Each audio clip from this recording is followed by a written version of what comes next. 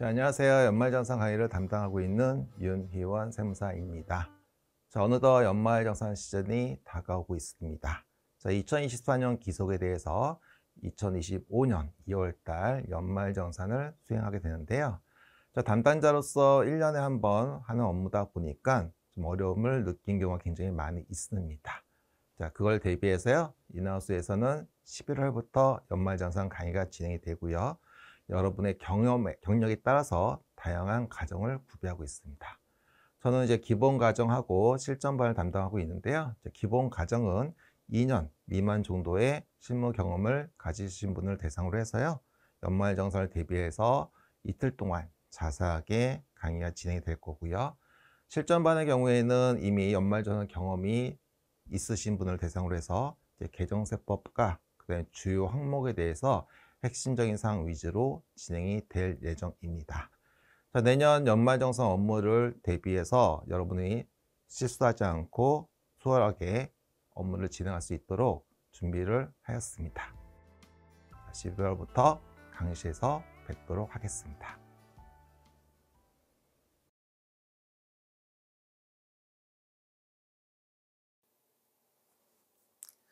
자, 안녕하세요. 이번 시간에는 소득세 개요에 대해서 한번 살펴보는 시간을 갖도록 하겠습니다. 자, 소득세에 대한 정의를 한번 보시면, 이제 소득세라는 것은 개인이 1년 동안 얻은 소득에 대해서 과세하는 세금이다라고 보시면 되겠죠. 자, 이 소득에는 크게 세 가지가 있어요. 종합소득, 퇴직소득, 양도소득. 그래서 우리가 개인은 크게 세 가지 소득에 대해서 1년을 단위로 과세하는 세금이다 라고 보시면 되겠습니다. 자, 근로소득은 요 안에 포함이, 종합소득 안에 근로소득이 포함된다라고 보시면 될 것 같아요. 자, 특징을 한번 본다면 첫 번째가 인적사항을 고려한다는 거죠. 즉 우리가 부양가족이 굉장히 중요한 요소죠. 부양가족이 많을수록, 뭐 많다고 해서 무조건 된 건 아니지만 요건을 충족하는 부양가족이 많으면 나의 세금을 줄일 수가 있다라고 보시면 될 것 같고요. 자, 두 번째는 직접세라고 해서 납세 의무자와 담세자가 동일하다. 즉 납세 의무자는 세금을 낼 의무가 있는 사람인데 여러분이겠죠, 근로자분들. 그리고 담세자는 실질적으로 세금을 부담하는 사람, 바로 여러분들이 세금을 부담하죠. 회사가 대신 내준 거 아니잖아요. 그렇기 때문에 이 소득세는 직접세라고 얘기하고 있습니다. 여러분 스스로가 신고하는 것이 원칙이다라고 보시면 돼요. 자, 그 다음에 열거주의 과세 방식이다 라고 해서 소득 원천설이라는 용어가 나오는데요.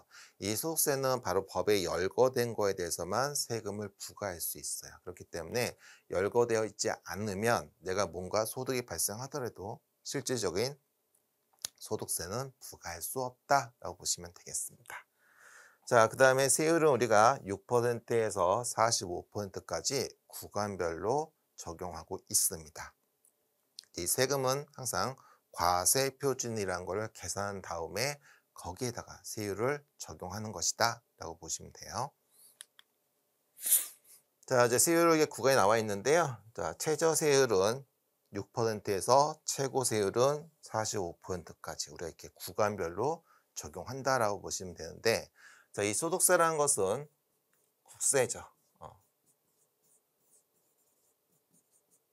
자, 국세이기 때문에 우리가 만약에 최고 세율을 적용된다고 하시면 45%를 적용해요.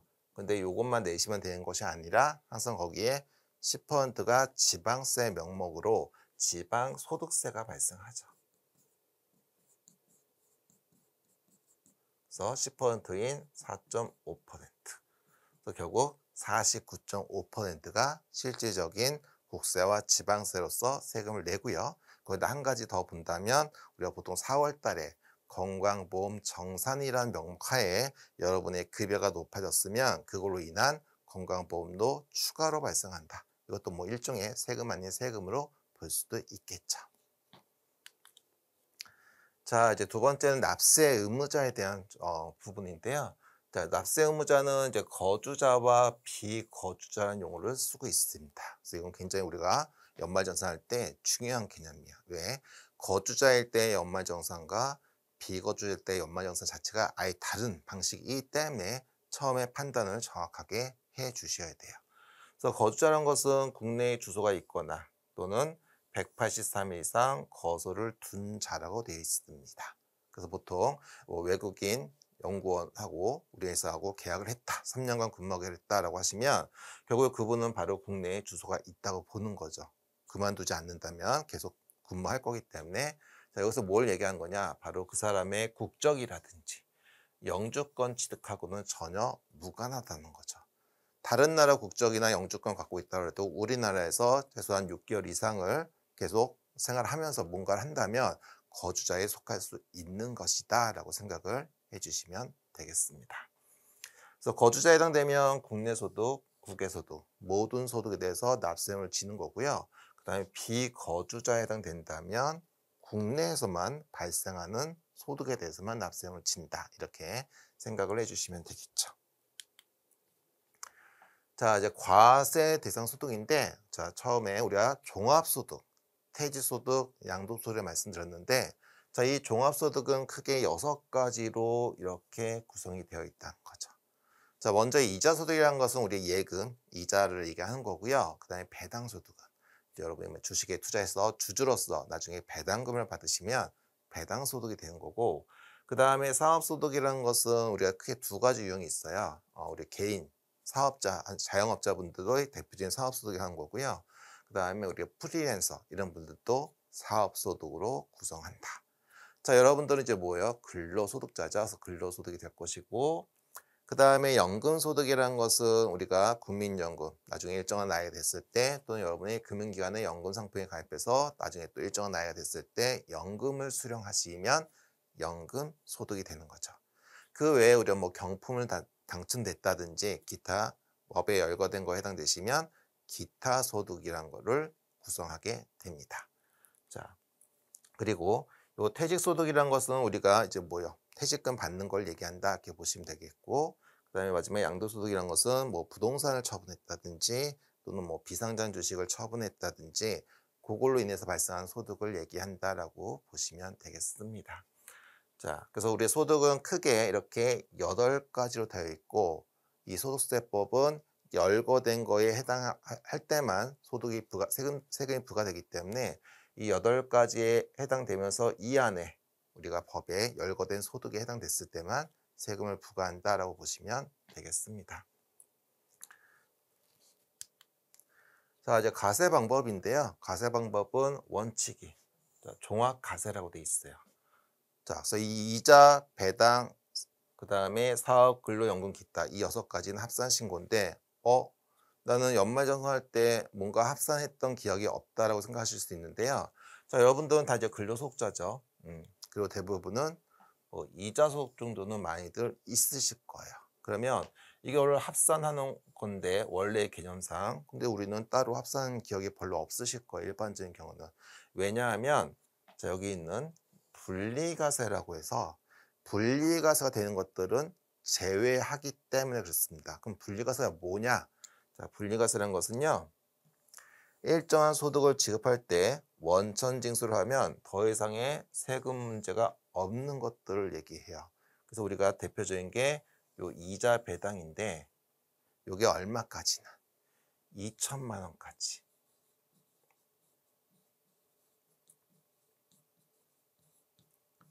자, 2천만 원 이하까지는 우리가 분리과세래요. 자, 원금 2천이 아니고요, 이자 2천이에요. 그럼 이자 2천만 원이 되려면 원금이 엄청 많아야 되겠죠.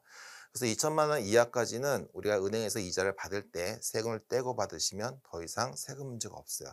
그렇기 때문에 여러분이 연말정산할 때 2천만 원이 초과하지 않는 이상은 우리가 합산할 필요가 없기 때문에 대다수는 따로 종합과세로서 뭔가를 합산할 일이 없다. 하지만 임원분이라든지 이런 분들이 뭐가 있어요. 여기 사업소득이라고 해서 이제 우리가 임대소득이 있는 분들이 있어요. 부동산 임대.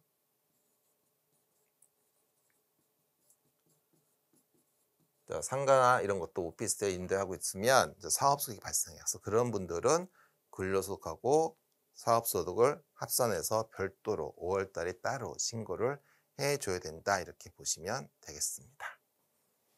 자, 그 다음에 분류과세라는 말은 퇴직금하고 그 다음에 양도소득은 별도의 방식에서 계산을 한다. 그래서 우리가 연말정산할 때 계산하는 방식하고요.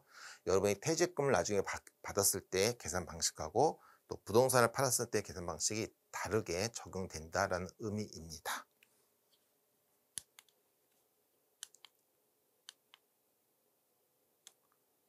자, 이제 과세 기간인데요. 과세 기간은 우리가 1년을 단위로 소득세는 부과한다. 그래서 기본적으로 1월 1일부터 12월 31일까지 발생하는 소득에 대해서만 과세하는 거다. 이렇게 보시면 되겠습니다.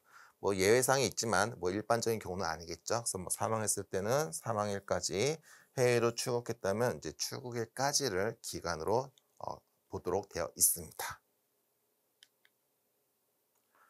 자, 납세지라는 것은 우리가 어디다가 세금을 신고 납부할 것이냐는 부분인데요.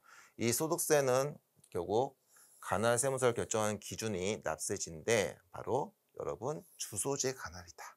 그래서 여러분의 주소가 있는 관할 세무서에서 여러분의 소득세를 관리한다. 이렇게 생각을 해주시면 되겠습니다. 그리고 비거주자인 경우에는 국내 사업장 소재지가 원칙적인 납세지가 된다. 이렇게 보시면 될 것 같아요. 자, 계산 구조인데요. 자, 이 계산 구조는 우리가 연말정산할 때는 자, 여기 있는 총수익 금액, 우리 일명 총급여액이라고 하죠. 자, 총급여액에서 근로소득공제를 차감하시면 근로소득 금액이 되고 이걸 바탕으로 이제 소득공제라든지 세액공제를 적용할 것이라는 거죠. 그럼 나머지 소득에 대해서는 우리가 이 계산 구조를 알아야 할 이유가 있습니까? 라고 물어보신다면 굉장히 중요한데요. 왜냐하면 우리가 여러분이 부양가족으로서 인적공제를 적용하기 위해서는 나이 요건, 소득 요건, 생계 요건이 있어요. 그중에 이 소득 요건이 가장 어려운 부분인데 우리가 모든 걸 다 파악할 수 없기 때문에 그렇습니다. 근데 그 소득을 판단할 때 우리는 100만 원 이하라는 얘기를 할 텐데 그때 100만 원 이하는 바로 여기 있는 소득금액 기준이다라는 게 중요한 거예요. 이 수익금액 개념이 아니라 100만 원 이하는 항상 뭔가를 차감한 후의 금액인 여기 있는 소득금액인데요. 그럼 6가지, 종합소득 6가지 하고 그 다음에 퇴직소득, 퇴직금, 그 다음에 양도소득 있어도 마찬가지. 여기도 이 소득금액 기준에서 우리가 적용해야 된다라고 보시면 돼요. 결국 종합소득 6가지와 퇴직 양도까지 합한 금액이 100만 원 이하일 때 따지는 거예요. 다만 그 100만 원 이하를 따짐에 있어서 우리가 분리과세가 되는 것들은 아예 고려하지 않는다는 걸 잘 기억해 주시면 되겠습니다. 그래서 분리과세의 대표적인 게 뭐예요? 금융소득 2천만 원 이하 이자 배당, 그리고 일용직도 마찬가지예요. 그거를 잘 알아두시면 실제로는 100만 원 이하로서 공제를 받을 수 있음에도 불구하고 만약 이자가 500만 원이다. 그럼 100만 원 넘었으니까 공제 못 받네. 이렇게들 오해를 많이 하시는데 그렇지 않다는 거죠. 자, 이제 연말정산 계산 구조인데요. 자, 우리 연말정산이라는 거는 기본적으로 여러분이 1월부터 12월까지 계속 매월 급여를 받을 때마다 세금을 제외하고 받고 있죠. 이미 회사에서 원천징수를 해서 세금을 내고 있다는 거죠. 그걸로 끝나면 좋은데 우리는 항상 뭐예요? 다음 연도 2월 달에 연말정산이라는 걸 통해서 우리가 정산한다는 거죠. 즉 여러분의 1년치 모든 급여, 상여금 등 모든 합한 총급액 기준으로 해서 여러분의 근로소득 금액을 구한 다음에 이제 요 종합소득이 가장 핵심이겠죠. 그래서 인적공제.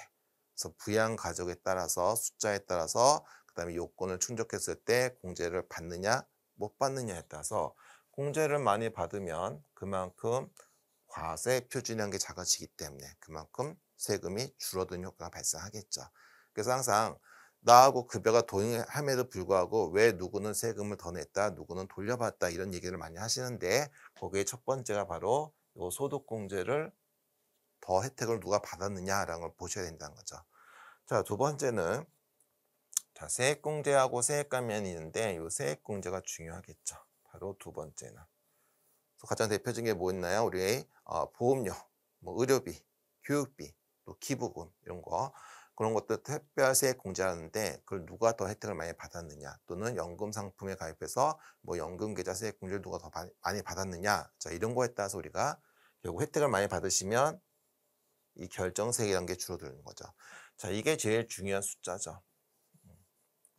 바로 가산세가 없다는 가정하에서요. 내 급여를 기준으로 부양가족 세액공제 이런 걸 다 고려한 다음에 최종 세금이 결정세액이다라고 보시면 돼요. 그래서 내 급여를 기준으로 결정세액이 만약에 600만 원이 계산되었다. 근데 내가 1년 동안 미리 낸 게 만약에 450밖에 없어요. 자, 그럼 오히려 어떻게 돼요? 150을 더 추가로 내야 된다는 거죠. 소득세 측면에서. 뭐 반대의 경우도 있을 수도 있겠죠. 자, 600만 원인데 내가 낸 것은 700이었다. 그럼 100만 원 돌려받으면서 또 지방세는 별도니까 10% 별도 생각해 주시면 되겠죠. 이게 바로 연말정산의 논리다라고 보시면 되겠습니다. 자, 그래서 여러분들이 연말정산 때 이제 결과에 따라서 납부 아니면 환급이 될 거예요. 기본적으로는. 그런데 이 근로소득은 기본적으로 소득세 하나였고 이 소득세는 기본 신고 기간이 5월 달이에요. 5월 1일부터 5월 31일까지 신고하시는 거야. 근데 여러분들은 5월 달에 따로 한 적이 보통 없을 거라는 거죠. 그 이유가 이 5월 달에 하는 경우에는 다른 소득이 있을 때 근로소득 외에 다른 소득이 있으면 별도로 5월 달에 따로 해주셔야 돼요. 그래서 아까 임원이나 대표이사분들 임대소득이 있다. 부동산 임대가 있으면 근로와 부동산 임대를 합해서 별도로 5월에 개인적으로 하시는 거고요. 자, 근로소득만 있으시면 사실은 5월 달에 따로 할 필요가 없어요. 하지만 뭘 놓친 게 있다면 내가 세액공제나 소득공제 중에 혹시 놓친 게 있으시면 그때는 여러분이 홈택스를 통해서 개인적으로 5월 달에 추가로 반영해서 우리가 할 수 있다라고 보시면 돼요. 자, 원래는 모든 직장인들이 5월 달 신고해야 되지만 그걸 다 너무 많은 사람들이 한꺼번에 할 수 없기 때문에 근로소득만 따로 우리 연말정산이라는 제도를 통해서 미리 2월 달에 미리 하는 것이다 라고 생각을 해주시면 되겠습니다. 자, 여기까지 해서 우리가 소득세에 대한 기본 개요를 말씀드렸는데 이 개요가 중요한 이유는 연말정산은 결국 이 소득세 안에 하나의 소득으로서 구성하기 때문에 이 소득세의 기본 논리를 이해하시고 접근을 해야 되기 때문에 이번 시간을 갖도록 하였습니다. 자, 여기까지 해서 이번 시간 마치도록 하겠습니다. 수고하셨습니다.